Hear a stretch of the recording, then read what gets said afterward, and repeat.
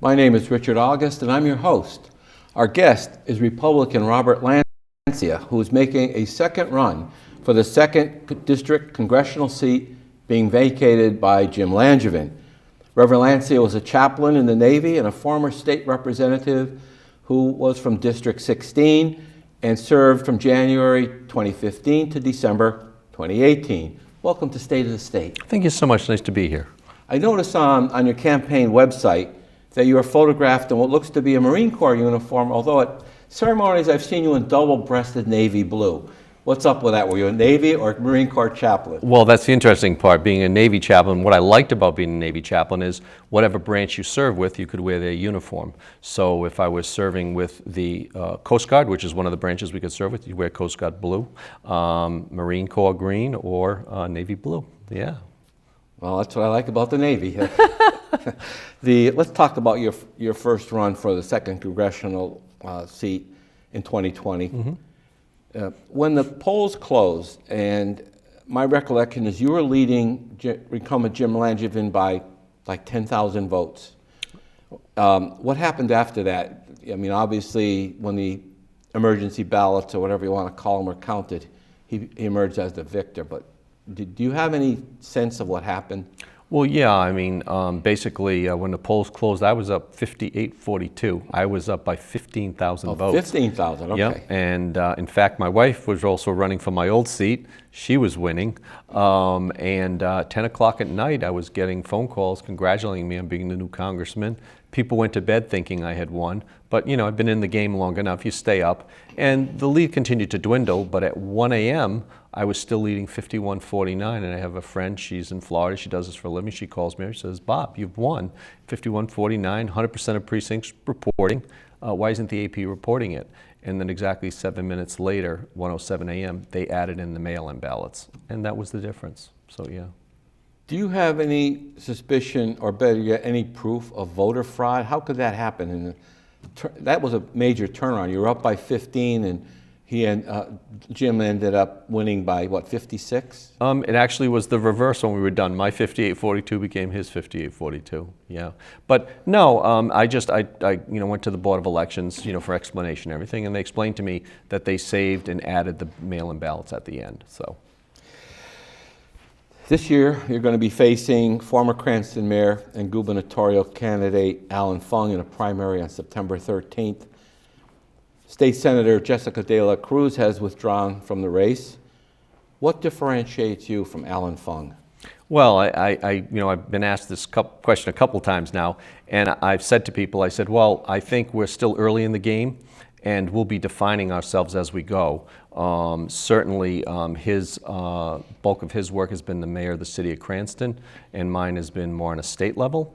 There are differences, and we'll highlight them as we go along. But it's still early to really be defining each other at this point. So, when you were a state representative, you were assigned to the committees on environment, natural resources, health, education, and welfare, and veterans affairs. Yes. Would this kind of sum up your legislative priorities as a congressman?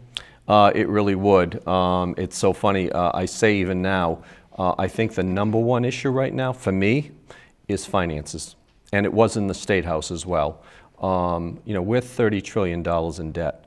Look what happened in January for we older folks, and certainly a number of people. But our seniors got a 5.9% Social Security increase.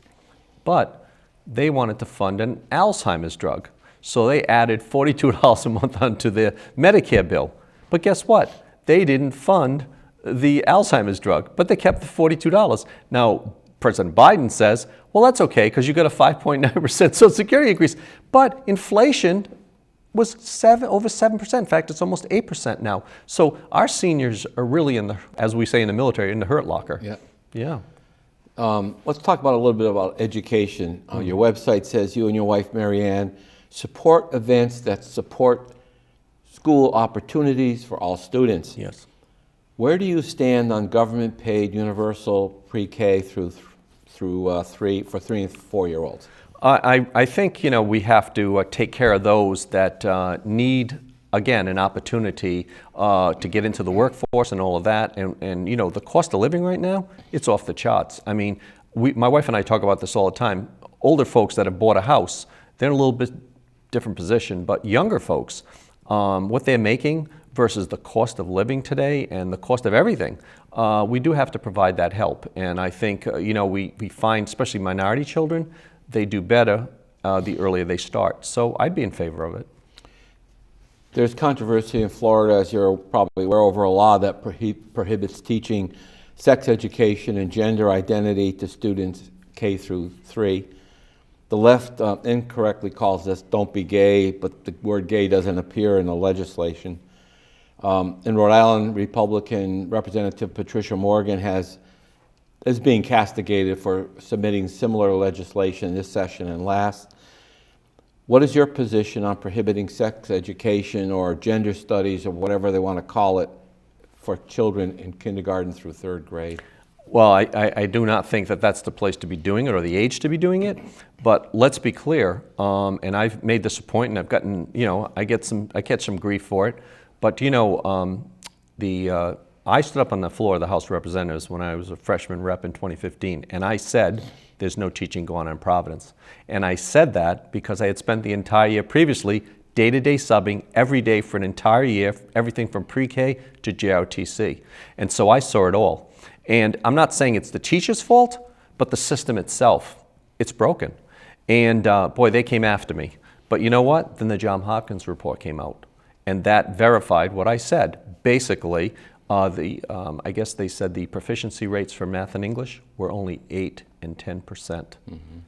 And and they said 30 years of failure in Providence. Now think about this. The last budget year for Providence, the budget for the city was $710 million. They were giving $470 million to education. Multiply $470 million times 30 years. That's $4.1 billion. 25,000 students a year times 30 years, 750,000 students failed to get an education, and they spent over $4 billion. Think about that. Yeah. Now, the state just took over Providence, but guess what?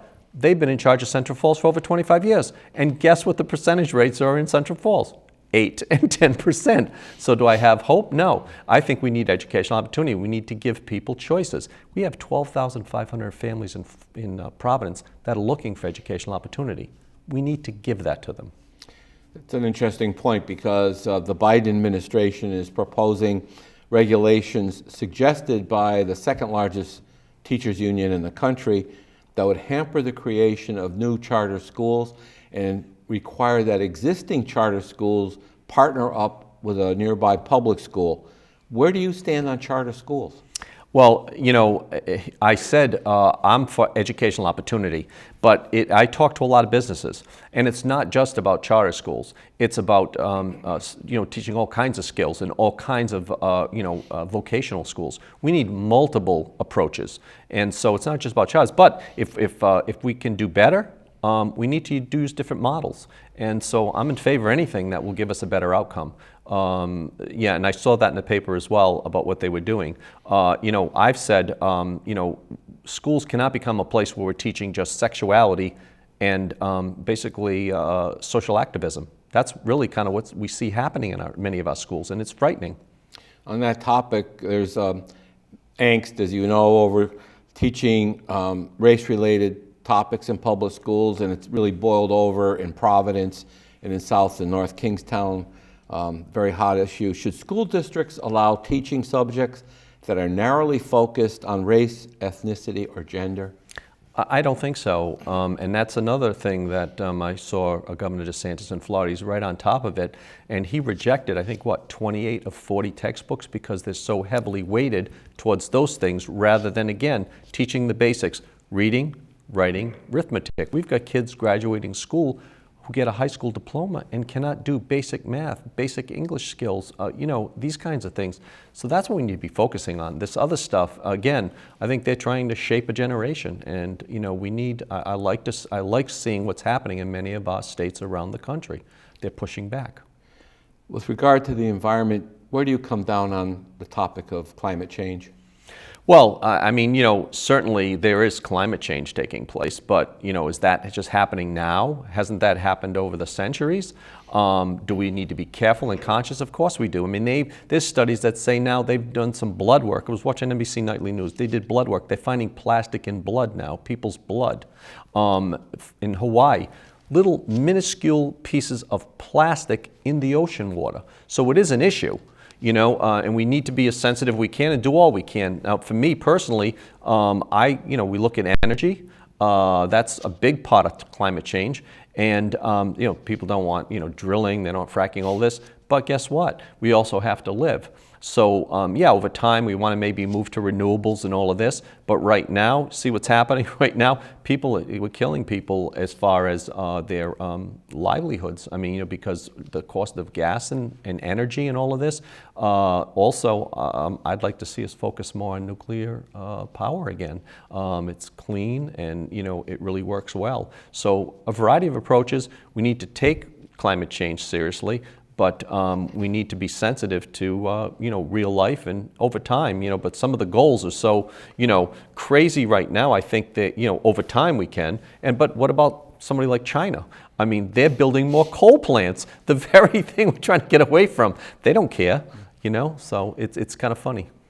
So I guess you don't think it's realistic to say that all of our energy requirements can be supplied by so-called renewable sources within whatever, like you're talking 2030, about 2030. Yeah, no, years. not at all, not at all. I think over time, yeah, but I think nuclear has to be part of it again. Wind, solar, all those things. We need to use everything that we have. But in the meantime, we have to be practical. I would have not closed down the XL pipeline. 1,000 union workers lost their jobs. And look at the price of a barrel of oil, and over $100. We were energy self-sufficient, and we were exporting. And now we're going to terrorist nations, Iran, and places like that, and saying, can we buy your oil so we can finance terrorism? It's insane. Yeah, well, asking them to pump more of it even. Yes, it's crazy. Now, the political scene in today's Providence Journal is about candidates for public office disclosing their personal income tax returns.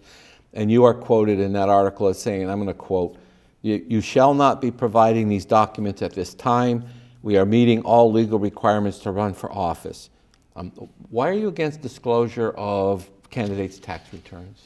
For candidates, I am, but not public officials. So, and I made it in my statement, the rest of my statement to them, I don't know if they put it in the, They did not. But the rest of the statement was that when elected in November, I'll be more than happy to release my tax returns. They But conveniently left that part out. yes, exactly. This is I love it. So no, I'm not against it for public officials, but as a private citizen, I don't see it's a necessity right now. And in fact, I made the point also in my letter that I've run for state senate twice, city council, state rep 3 times, and for Congress. I was never asked once about my finances, and now all of a sudden they want my tax returns. I don't know. It's just Yeah. As a candidate, you're still a private citizen, and once you're elected, it's a different... I'm more than happy to release it, yeah, and I told them I would, yeah. Okay. Now, you're running for national office, so let's turn to some national issues.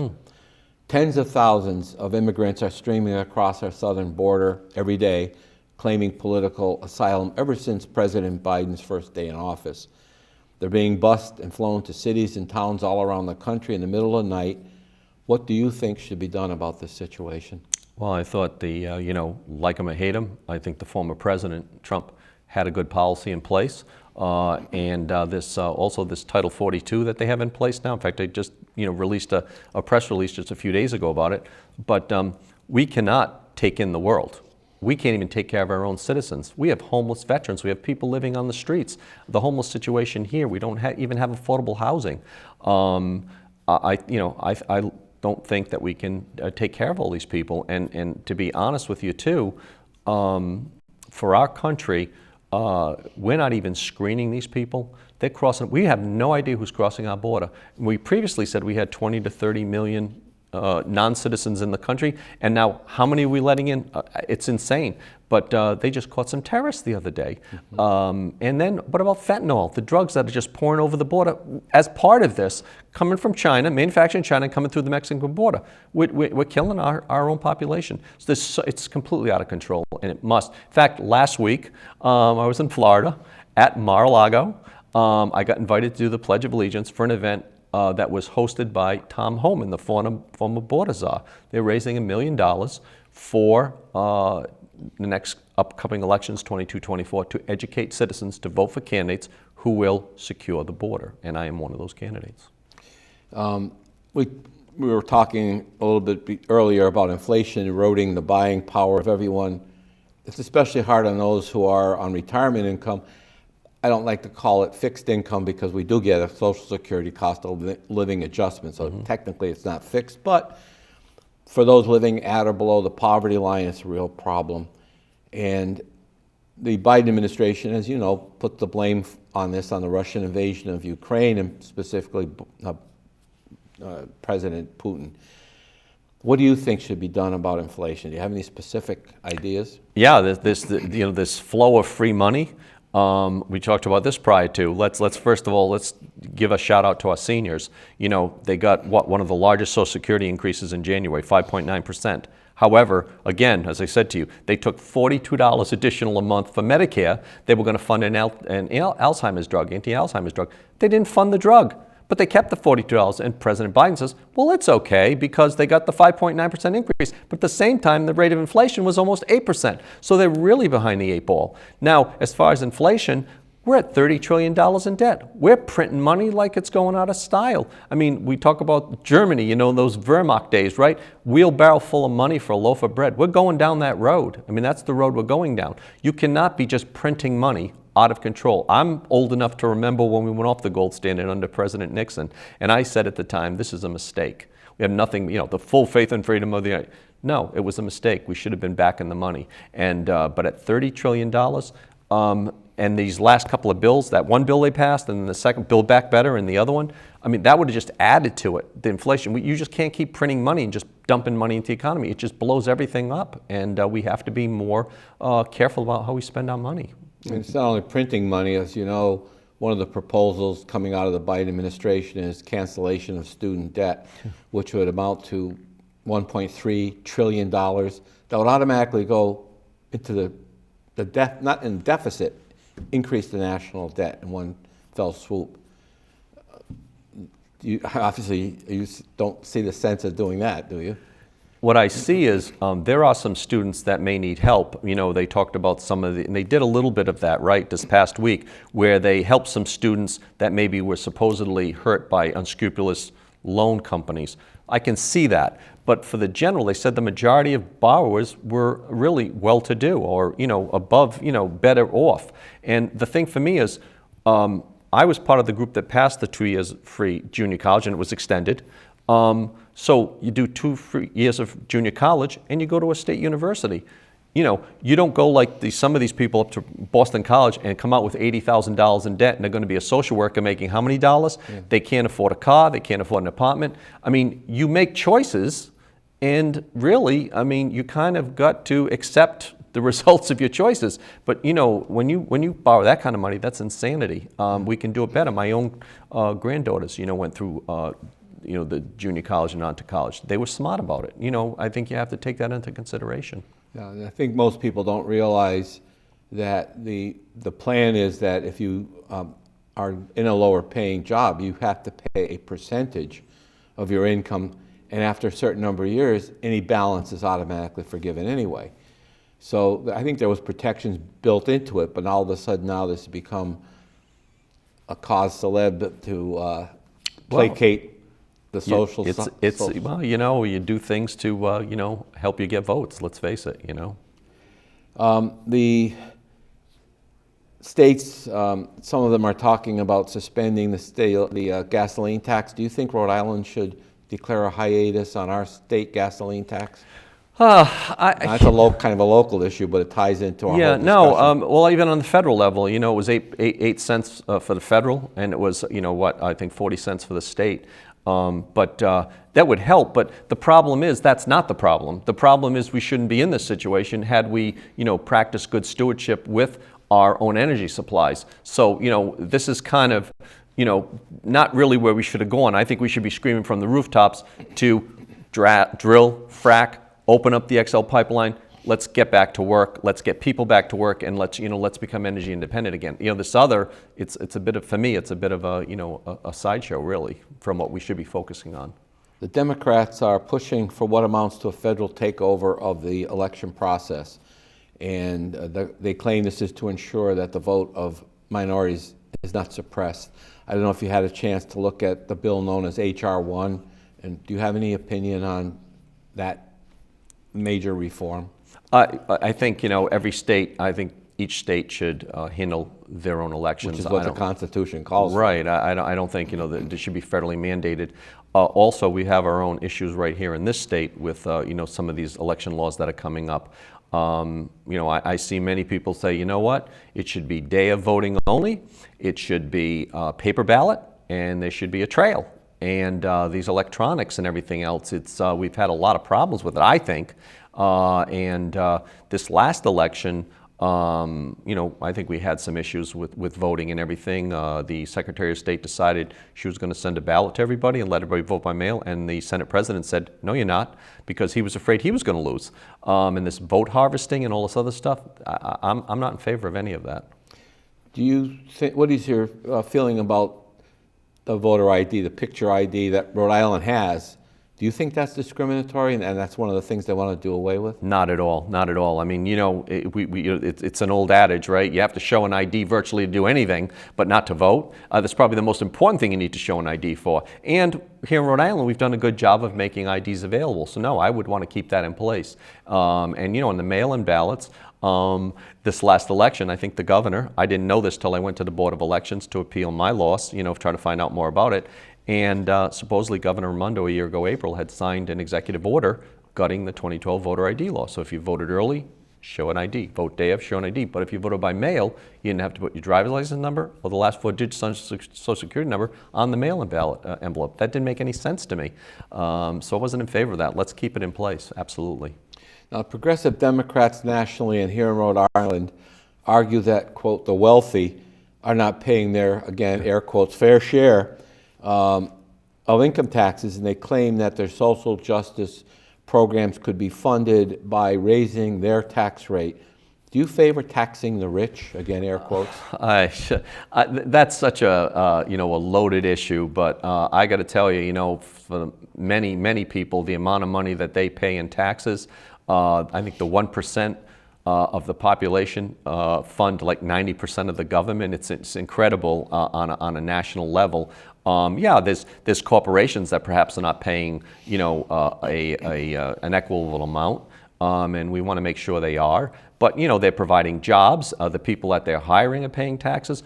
I think what bothers me is this pandemic that just passed. I mean, we're now giving, the state of Rhode Island is giving bonuses, $3,000 bonuses to state employees, to judges and people like this. They're retention bonuses. I went out every day, like I'm sure you did, coffee shops, grocery stores. We had basic minimum wage people working their tails off because they had to, not because they wanted to, and they put themselves at risk. Where's their $3,000? What are they getting? And what about our frontline workers, our police, our fire, our medical people? What did they get? How about truck drivers? Yes. They're the unsung heroes. Yes, and then they wanted to force them to get the vaccinations. But no, so yeah, absolutely. Our frontline workers, they should be rewarded. So, it's a big issue. But when you have less than half the population paying taxes, I think that's a problem. There's no skin in the game. Americans today are shocked by the images coming out of Ukraine. If you were sitting in Congress today, what would be your position on giving the Ukrainians ammunition, howitzers, anti-tank weapons, and all the latest technology? Well, I was just watching a show this morning, and we were talking about this. But basically, I think we need to help them as we can. But look what happened in Afghanistan, and I'm still mad as a hornet about that one. President Biden, an absolute disaster, that withdrawal, and lost 13 of our brave service members. Totally unnecessary. It was such a botched situation. If we're going to do Afghanistan, we should have done it right. If we're going to do, I'm old enough, Vietnam, prior to that, Korea. If you're not going to do it right, do it well, then don't do it. So, with Ukraine, we need the world to get involved. I mean, you've got, Putin, what he's doing right now, I mean, it's horrible. Mass graves and everything. he is literally a war criminal, and he needs to be held accountable. But the world needs to hold him accountable, not just the United States. Do you, I would take it then that you would support supporting them with military aid. Would you draw the line at like giving them advisors and trainers so that they would be trained? I mean, Americans being there on the Yeah, scene? I wouldn't want troops on the ground. You know, we have UN blue helmets that go into all the time, and you know, I was the first exchange chaplain with the Canadian military, and I know how much the Canadians did, and the Israelis, and you know, all these different people. You know, they have their own situations, right? And when they can, they help. You know, the French. So on a world basis, let's help as a, you know, as an organization. And I think Zelensky himself said, if the United Nations isn't going to do what they need to do, then they just close up shop. And I agree with that. The Progressive Democrats are talking about statehood for Puerto Rico and District of Columbia. Would you vote for this increase in the Electoral College, which would probably mean Rhode Island would lose a congressional seat? No, I wouldn't. I would leave them as territories. Yeah, Okay. I wouldn't be in favor. What about the idea of increasing the Supreme Court to 15 justices? Should we expand the Supreme Court? Not at all. Not at all. You know, there's ebb and flow over the years, and it continues to go that. I think the number we have now is fine. President Biden has come out in favor of more gun control laws in the wake of the recent mass shootings. Do you favor banning military-style weapons in high-capacity magazines, which is, you know, some of the buzzwords? Sure. No, I don't. I don't. I think, you know, I think what the problem we have, and I was just, again, watching television today, and we were talking about the situation in New York. We have people who have got weapons illegally. It's not the legal weapons, it's the illegal weapons. And, oh, by the way, this bail reform they have, you get a weapon, you shoot somebody or whatever, you're caught with one, they put you back out on the street the same day. What, so you can get another weapon? It's insane. If we would just apply the laws we have in place and work within our structure we have now, we'd be fine. But why should we punish, you know, hard-paying taxpayers who work hard, are careful, sensible, and sensitive about them and their weapons? I don't see it. President has also talked about being able to sue firearms manufacturers when their guns are used in crime. Do you have any opinion? I wouldn't be in favor of that either. I mean, you know, it's the same thing like somebody who drinks alcohol or smokes cigarettes or, you know, uses a car and, you know, I mean, the manufacturer, they make a product and people buy that product. I mean, you know, then once the product, they have it, you know, drug manufacturers, right? I mean, they are suing drug manufacturers even. But that's a little different story because you've got the doctors that were prescribing that stuff and the drug companies were pushing it. But no, I wouldn't be in favor of that. We've got a couple of minutes left, and I'd like to let you have an opportunity to tell the audience about some areas that we may not have covered, or why should they support Bob Lancia for Congress in the first in the September primary and then in November? Sure. I think basically my time in the General Assembly, we got part of the 911 funds that were going in the black hole nose general fund. We got them put into a restricted seat account. No one thought that was possible. We got a sex offender bill passed. We got beach fees lowered. And I fought so hard for an inspector general, which I still want. I also fought for military pensions, you know, to do away with the tax on military. I worked with General Centracchio, and I said, let's phase it in over 5 years like Cranston did with the military for disability for property taxes. And the speaker at the time, Mattiello, says, oh, I'm not giving money to rich officers. And we said, the average retiree is making like $29,000 a year. Stop saying that. But he did. But guess what? They're getting ready to pass it now. 5-year phase-in, just what I wanted. So I feel very proud of what I did, and I'd continue to do that. And also, I would fight hard for education. We need to fight hard for our kids and real education. Not a diploma. It's not a diploma factory. We need to fight hard for that. And also, most of all, I think, is to get our finances under control. $30 trillion in debt and deficit spending every year. We can't continue. We're losing this country for our kids and our grandkids, and we got to stop it. Well, we want to thank you for coming on State of the State. We wish you the best of luck on the campaign trail. And we want to thank you, audience, for watching this edition. And as we get into the election cycle further, please watch for further editions of State of the State.